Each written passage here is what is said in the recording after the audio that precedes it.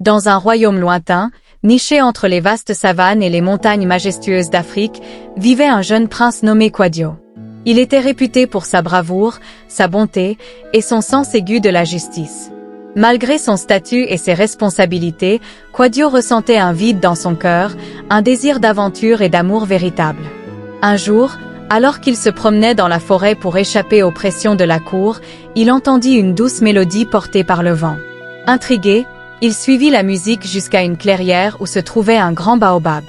Assise à son pied, une jeune fille jouait de la kora avec une passion et une habileté qui ensorcelèrent le prince. La lumière du soleil traversait les feuilles, créant une aura dorée autour d'elle. La jeune fille s'appelait Amina. Belle et gracieuse, elle avait des traits délicats et un sourire qui illuminait son visage, mais ses yeux étaient voilés d'un blanc laiteux, elle était aveugle depuis sa naissance. Malgré cela, Amina possédait une compréhension profonde du monde à travers ses autres sens et sa musique, qui exprimait des émotions que les mots ne pouvaient capturer. Quadio, captivé par sa beauté et sa mélodie, s'approcha doucement et engagea la conversation. Amina, bien que surprise par cette visite inattendue, fut rapidement charmée par la gentillesse et la voix douce du prince. Ils passèrent des heures à parler, découvrant une connexion profonde.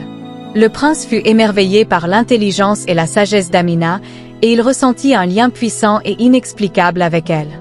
Les jours suivants, Quadio retournait chaque jour voir Amina. Ils passaient des heures à discuter sous le baobab, partageant leurs rêves, leurs espoirs et leurs peurs.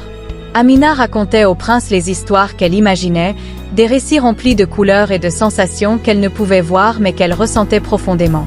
Le prince, de son côté, lui parlait de la vie au palais, des attentes et des responsabilités qui pesaient sur ses épaules. Peu à peu, leur amitié se transforma en amour. Quadio était fasciné par la manière dont Amina percevait le monde, et Amina trouvait en Quadio un compagnon qui voyait au-delà de son handicap pour apprécier son véritable esprit. Cependant, leur bonheur était teinté d'une ombre de tristesse, car le père de Quadio, le roi, avait arrangé un mariage pour lui avec une princesse d'un royaume voisin. Ce mariage était essentiel pour sceller une alliance politique importante pour la paix et la prospérité du royaume. Lorsque Quadio annonça son amour pour Amina à son père, le roi entra dans une colère noire. Il ne pouvait accepter qu'un prince, destiné à régner, épouse une villageoise aveugle. Malgré les supplications de Quadio, le roi resta inflexible. Le mariage arrangé devait avoir lieu pour le bien du royaume. Amina, apprenant la nouvelle, fut dévastée mais resta résolue. Elle aimait Quadio plus que tout, mais elle savait qu'elle ne pouvait pas être la cause de la ruine de son royaume. Avec le cœur lourd, elle demanda à Quadio de retourner à ses devoirs et d'accepter son destin. Quadio, déchiré entre son amour et son devoir, se retrouva dans une situation désespérée. Il passa des nuits sans sommeil, cherchant une solution pour concilier son cœur et ses obligations. Finalement, poussé par la force de son amour, il prit une décision radicale.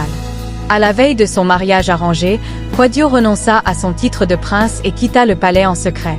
Il se rendit au village d'Amina, prêt à affronter une vie de simplicité et de labeur pour être avec elle. Ensemble, ils construisirent une petite maison à l'orée de la forêt, où ils espéraient vivre heureux, loin des intrigues et des attentes de la cour royale. La vie était dure pour eux, mais leur amour leur donnait la force de surmonter chaque épreuve.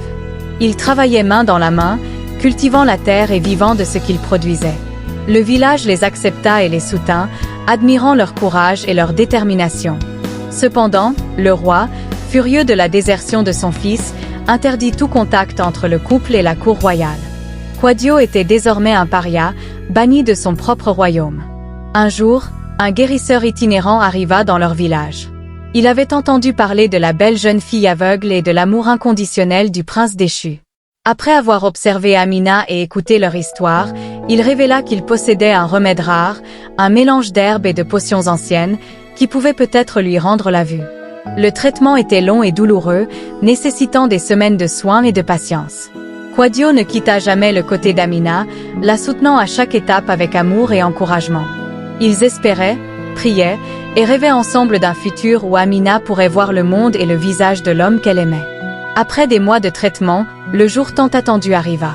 Amina ouvrit lentement les yeux, et pour la première fois, elle vit le monde autour d'elle. Les couleurs, les formes, et surtout, le visage de Quadio, était plus beau que tout ce qu'elle avait imaginé. Leurs yeux se rencontrèrent, et dans ce regard, ils partagèrent une émotion indescriptible, un mélange de bonheur, de soulagement et d'amour pur. La nouvelle de ce miracle se répandit rapidement, atteignant même les oreilles du roi. Profondément ému par l'histoire d'amour et de sacrifice de son fils, et impressionné par le courage d'Amina, le roi décida de se rendre au village pour les rencontrer.